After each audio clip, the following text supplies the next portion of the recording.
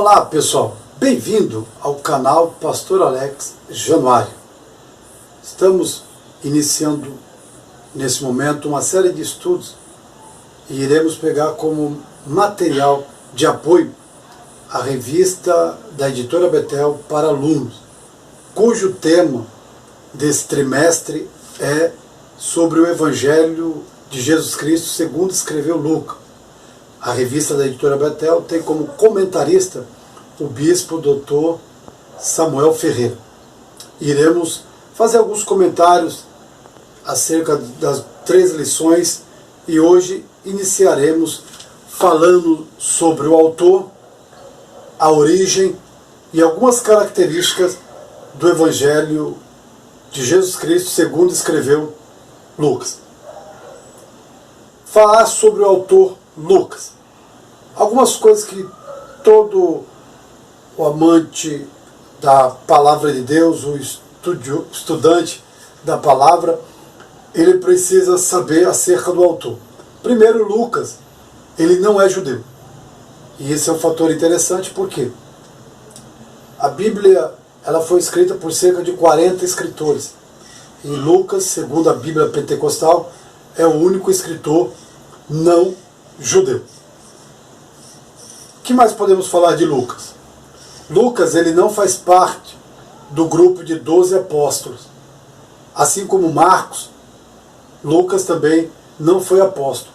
Porém, Marcos foi aluno do apóstolo Pedro, enquanto Lucas foi companheiro do apóstolo Paulo.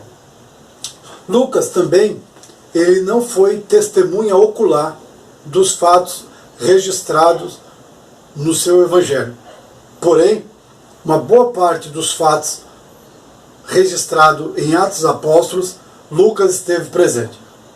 Isso é fácil de notar, de perceber, porque a partir do capítulo 15, nós vamos observar que o autor do livro de Atos, ele utiliza a primeira pessoa do plural, dando a entender que o autor do livro estava presente nos acontecimentos. O que mais podemos falar de Lucas? 3 características que eu acho muito importante para que você tenha uma visão geral dos 2 livros de Lucas. Primeiro, Lucas foi um excelente escritor. Logo nas primeiras palavras, isto é, no seu prefácio, Lucas ele utiliza de um estilo literário muito inteligente, muito moderno para sua época, um estilo em que poucos escritores utilizavam devido ser um modelo muito clássico, muito refinado. Podemos citar como um desses escritores que utilizavam a forma clássica de escrito, o historiador Flávio Joséfo. Além de ser um escritor excelente, Lucas ele era um atento historiador. Observamos que logo nas suas primeiras palavras ele diz que ele procurou de forma muito minuciosa buscar os acontecimentos e registrá-los. Lucas era um atento historiador. Além disso, Lucas também era um teólogo inspirado. Tanto o Evangelho quanto o livro de Atos se percebe a inspiração do autor. Então, 3 características importantíssimas que você, estudante da Palavra de Deus, precisa saber acerca de Lucas. Lucas era um excelente escritor, um atento historiador e um inspirado teólogo. Na revista Betel, o bispo Samuel Ferreira, ele apresenta Lucas como uma pessoa discreta, um colaborador, uma pessoa solidária e um médico amado. Além do assunto sobre o autor, queremos destacar agora acerca da obra, não do Evangelho mais Atos, apenas do Evangelho que nós vamos destacar agora. E para dar início eu quero fazer uma separação ou uma diferenciação dos 4 evangelhos. O primeiro evangelho, Mateus. Mateus, ele foi escrito para os judeus, com o propósito de apresentar Jesus Cristo como Messias prometido. Marcos, ele foi escrito para os romanos, apresentando a Cristo como servo. João foi escrito para os gentios, apresentando Jesus Cristo como Filho de Deus. E por último, Lucas. E eu fiz uma mudança na sequência de propósito para poder falar que Lucas, ele foi escrito para os gregos, apresentando a Cristo como o Filho do homem. Preste bem atenção. Lucas apresenta Jesus como Filho do homem. A mesma expressão utilizada pelo profeta Ezequiel. Filho do homem. Por quê? Dá a ideia de aproximação com a humanidade. Mais à frente nós vamos detalhar isso. Lucas escreve o seu evangelho para Teófilo. Bispo Samuel Ferreira diz que o significado do nome Teófilo é aquele que ama, ou aquele que é amado por Deus. Lucas escreve para esse seu amigo, Teófilo, uma pessoa importante da época, com o propósito de registrar de forma completa e escrita, e de uma maneira organizada, sequencialmente, as narrativas que Teófilo já dispunha de um certo conhecimento, a fim de gerar em Teófilo o quê? Certeza das coisas que Jesus começou a ensinar e fazer. Esse era o propósito básico de Lucas escrever para o seu amigo Teófilo. Olha que interessante ainda sobre a obra. Lucas fez suas pesquisas enquanto Paulo estava preso em Cesareia. Isso está registrado em Atos 21, 17, 23, até o capítulo 26. Esse período da prisão de Paulo em Cesareia durou cerca de 2 anos. E é muito provável que, próximo ao final desse período, Lucas tenha terminado de escrever o Evangelho. Se não foi no final, provavelmente foi um pouco antes de chegar em Roma.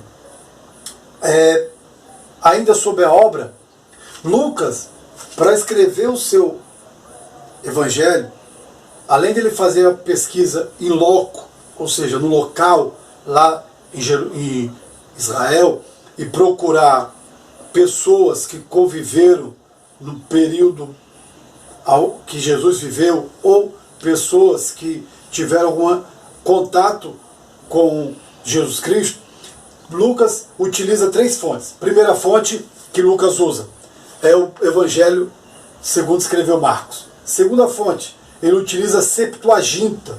Lembra que eu falei que Lucas era um exímio escritor? Pois bem, Lucas ele procura se assemelhar com os escritos da Septuaginta.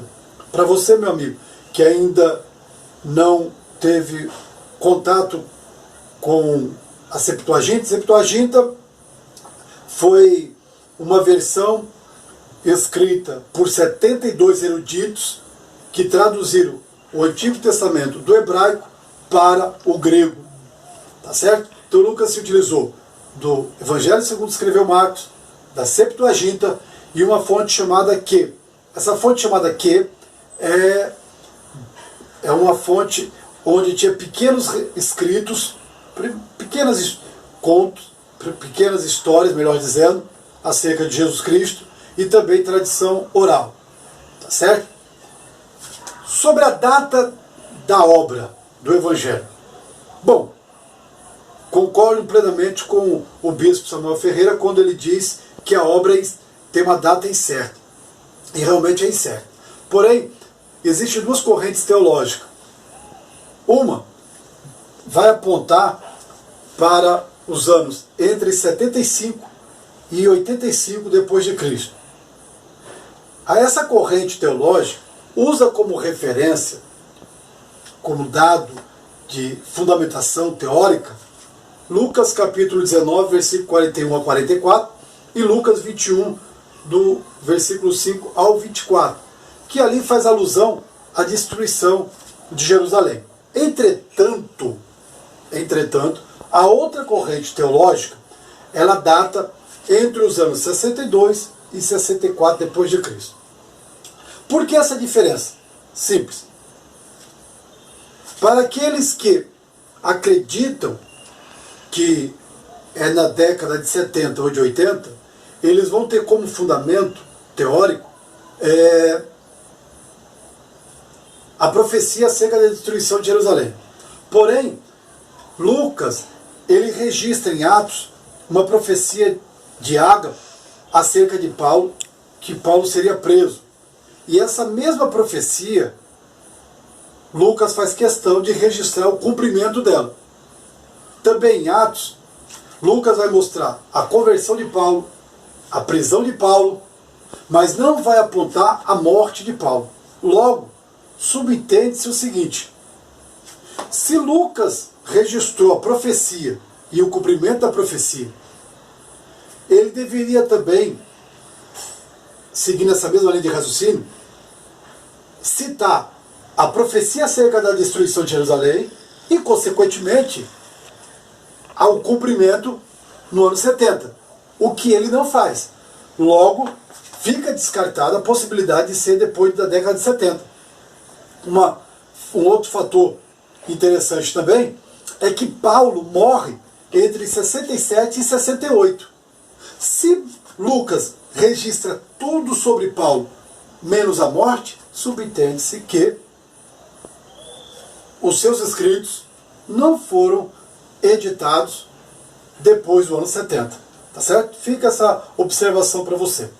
Característica do livro. Eu vou falar 4 características do livro. Primeira característica: Lucas utiliza pessoas e datas importantes.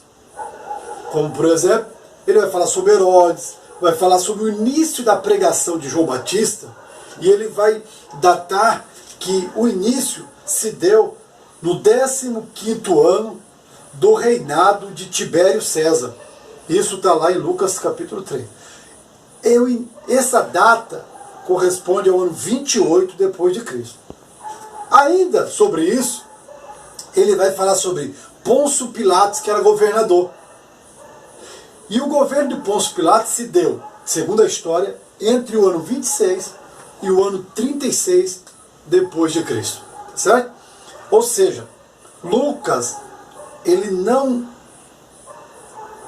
desvincula os fatos registrados sobre a vida de Jesus do contexto histórico da época. Ao contrário, Lucas, ele é um escritor que ele procura valorizar a historicidade do texto. Segunda característica: Lucas tem como tema central apresentar Jesus Cristo. Lembra que eu falei que Lucas apresenta Jesus como Filho do Homem? Lembra que eu disse que essa expressão Filho do Homem é uma aproximação? Pois bem, Jesus, ele nunca desprezou multidões. Ele nunca desprezou multidões. Porém, Jesus também não desprezava o indivíduo, a pessoa, de forma única. Vamos lembrar de um episódio? Você deve conhecer muito bem a história acerca de Zaqueu. Jesus estava com a multidão, mas quando chegou próximo aonde Zaqueu estava, Jesus parou, olhou para a figueira e disse: Zaqueu, desce depressa. Então Jesus, ele se aproximava das pessoas. Uma outra característica interessante dessa aproximação: Jesus, ele procurava estar ao lado e abraçar pessoas que eram rejeitadas pela sociedade, que eram aparteadas, que eram marginalizadas da sociedade. Pessoas que não tinham tanto valor para a sociedade, Jesus abraçava. Por exemplo, Jesus não desprezou publicano, pecador. Jesus não desprezava criança e nem mulher. Tá certo? Terceira característica: o Evangelho de Lucas, ele é conhecido como o Evangelho da Alegria. Ele é o único que vai registrar os cânticos que acompanharam todo o episódio do nascimento de Jesus Cristo. Quarta característica. Mais da metade do conteúdo do Evangelho é exclusivo. Você só vai achar em Lucas. Lucas dá detalhes, por exemplo, do nascimento, a infância e a adolescência de Jesus Cristo.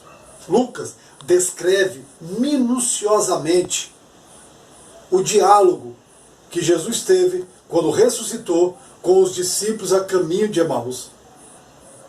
Lucas, ele vai falar detalhadamente como foram os últimos momentos de Jesus até ele ser assunto aos céus. Tá certo? Então, meus queridos irmãos, eu quero desejar a você que estuda a revista da editora Betel, que ao longo desse trimestre venha ter um enriquecimento teológico e cultural.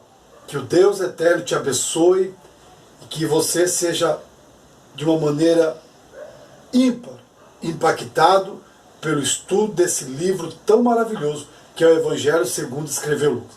Portanto, meu querido irmão, se você gostou, deixe o seu like, ative o sininho de notificação, compartilhe, tá certo? Muito obrigado, Deus abençoe, eu lhe vejo na próxima videoaula. Um forte abraço.